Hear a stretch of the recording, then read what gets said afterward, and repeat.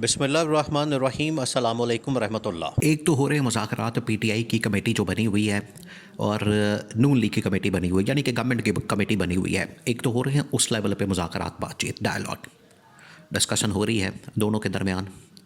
और ये आप समझ लें कि इमरान खान के साथ जो इस वक्त राब्ता है, इस वक्त जो राब्ते हैं, इस वक्त जो कॉन्टैक्ट्स हैं, वो इनडायरेक्ट है। ये जो गवर्नमेंट के थ्रू किया जा रहा है ये इनडायरेक्ट है। वो इनडायरेक्ट इस तरह से कि डायरेक्ट एक भी राब्ता खुला हुआ है, हॉटलाइन खुली हुई है रावलपिंडी से जीएचक्यू से डायरेक्ट अडयाला जेल में। और सारी जो कम्युनिकेशन है, बातचीत है, वो इमरान खान के साथ इस तरह से डायरेक्ट हो रही है और गवर्नमेंट के थ्रू इनडायरेक्ट हो रही है। तो ये दो लाइनें खुली हुई हैं, जिसमें एक जो सबसे मजबूत, तगड़ी और ताकतवर है वो ज़ाहिर सी बात है, जब डायरेक्ट राब्ता हो रहा है जीएचक्यू से या पिंडी से अडयाला जेल में, तो वो ज़्यादा स्ट्रॉन्ग है, उसके अंदर ज़्यादा ताकत है, पावर है, और वो ज़्यादा मजबूत लाइन है, बजाय इसके कि गवर्नमेंट के थ्रू पीटीआई की कमेटी के साथ रब्ता किया जाए। अब गवर्नमेंट की और पीटीआई की जो कमेटी है वो तो आपको पता है 2 जनवरी को बैठ रही है। उनकी जो चार्टर ऑफ डिमांड्स होंगी, जो रौले हो गए इनके आपस के अंदर, जो इनके मसाइल है एक दूसरे के ख़िलाफ़, जो बयानबाजी, लफ्ज़ी गोलाबारी, वो तो चल रही है, वो तो चलती रहेगी। वो एक दूसरे को सबटाज करना, नीचा दिखाना, एक दूसरे के मतलब बातें करना, वो तो सब कुछ हो रहा है। और इसमें सारे मामला तो आपको नज़र आ रहे हैं, लेकिन एक बिल्कुल अनसीन, जो बिल्कुल नज़र नहीं आ रही डेवलपमेंट्स नज़र नहीं आ रही हैं आपको, ना मीडिया के ऊपर, ना सोशल मीडिया के ऊपर, ना मेन स्ट्रीम मीडिया के ऊपर। किस तरह से नज़र आ सकती है? क्योंकि वो बिल्कुल बिहाइंड द सीन ये सारी राब्ते और कम्युनिकेशन हो रही है। अब उसमें एक डायरेक्ट एक और लाइन खोली गई है इससे पहले कि ये जो 2 जनवरी की सेटिंग है ये हो जाए, उससे पहले इमरान खान की जो डिमांड्स, जो सारी इमरान खान की जितनी डिमांड्स और मुतालबात हैं वो जानना चाहते हैं, तो उसके लिए एक हॉटलाइन खोली गई, उसके लिए स्पेशल अटियाला जेल में डायरेक्ट। अच्छा, वहाँ जो डायरेक्ट होती है उसके भी 2 तरीके हैं। एक तो ये किसी फौजी अफसर को भेजा जाता है, और आपको पता है जब DGISPR ने प्रेस कॉन्फ्रेंस की, वहाँ पर एक सहाफ़ी ने, एक रिपोर्टर ने सवाल पूछा। उसने कहा कि DG साहब, बात यह है कि जनरल साहब, बात यह है कि वहाँ पर आपने कम्युनिकेशन खोली हुई है, एक है गवर्नमेंट मुज़ाकरात कर रही है पीटीआई वालों के साथ। उन्होंने कहा ज़बरदस्त, अच्छी बात है, थम्स अप, लगे रहो, और लगे रहो, मुन्ना भाई वाला साहब है ये तो। उसके अंदर से क्या निकलना, छनकना, ना उनके पास पावर, ना ताकत, ना कोई और। वो तो खुद जाके फिर इस्टेब्लिशमेंट के पास जाके बैठते हैं, उनसे पूछते हैं कि हाँ जी आगे की करिए। तो ये तो इनका साहब है। तो DG साहब ने ऐसे ही बस उनका शुगर लगाते हुए कहा कि ठीक है, लगे रहेंगे। लेकिन रिपोर्टर ने एक और भी सवाल पूछा था जिसका जवाब नहीं उन्होंने दिया DG साहब ने। वो सवाल ये था कि वहाँ पर एक फ़ौजी वर्दी के अंदर अफसर भी जाता है, कर्नल लेवल का, ब्रिगेडियर लेवल का, वो भी बता दें वो क्या कम्युनिकेशन है, वो क्या लाइन खुली हुई है, वो क्या राब्ते हैं। उसके मुतालिक जो है वो DG साहब बात को गोल कर गए। उन्होंने बात ही नहीं की उसकी, उन्होंने इस बारे में शेयर ही नहीं किया, इन्फॉर्मेशन ही नहीं दी। तो असल वो कहानी है।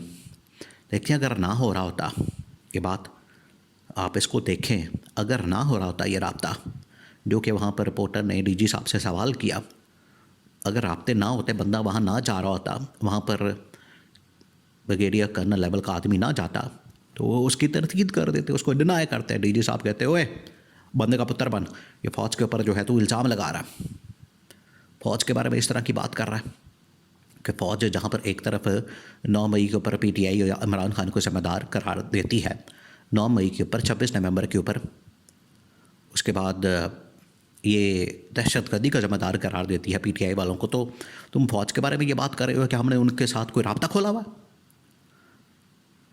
अगर डिनाई करना होता, अगर वो कहते कि हाँ इसके अंदर तो कोई हकीकत ही नहीं, लेकिन क्योंकि हकीकत थी, मुज़ाकरात हो रहे हैं, कम्युनिकेशन हो रही है बैकडोर चैनल के ऊपर, बिहाइंड द सीन, बड़े ही पुरअसरार अंदाज में, तो इस वजह से उन्होंने डिनाई नहीं किया। ये पहला सबूत है इस बात का कि बिल्कुल बैकडोर चैनल के ऊपर बातचीत और मुज़ाकरात हो रहे हैं, इनकी कम्युनिकेशन हो रही है, और एक लाइन ओपन है। और वो लाइन इसीलिए ओपन की गई ताकि इमरान खान का डायरेक्ट माइंड जो है वो पढ़ा जाए, देखा जाए, उसको परखा जाए, उसके मुताबिक फ़ैसला किया जाए, ना कि ये नून लीग वाले अपना कोई ले के पंगा वहाँ पर बैठे होते हैं, क्योंकि वो सही बात भी तो नहीं ना बताते। पीटीआई जो बात करती है, पीटीआई जो डिमांड रखती है, पीटीआई की जानिब से जो मुतालबा सामने आता है उसको सही तौर पर बयान भी तो नहीं करते। सही तरीके से वो मामला भी तो नहीं बयान किया जाता कि उसके अंदर क्या कहानी है, क्या बात है, क्या उसके अंदर उन लोगों की जानिब से कहा गया। बस ऐसे ही गोल मोल सी बातें, गोल मोल सी कहानियाँ, तो इसके ऊपर जो है वो लोग यकीन नहीं रखते।